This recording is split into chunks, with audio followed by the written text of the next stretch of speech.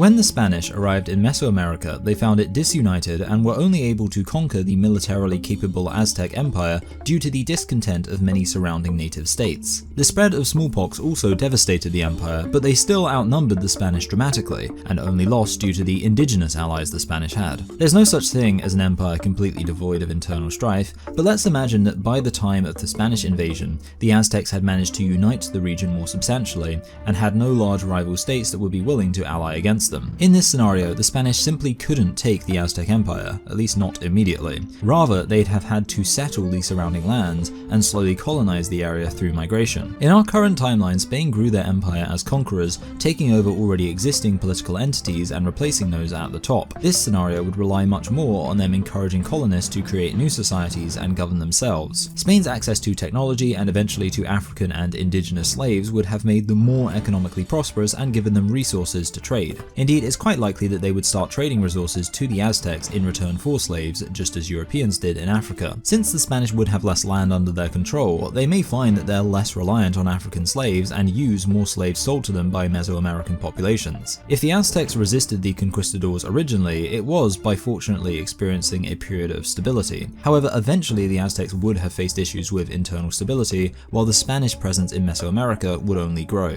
As such, eventually the Aztec Empire would fall. However, its legacy might be more significant to Mexican history as it coexisted for much longer with the Spanish presence. They also delayed the Spanish Empire's growth, and this would have huge implications for the wider European colonization of the Americas. Check the comments if you're interested in part 2 of this alternative history series.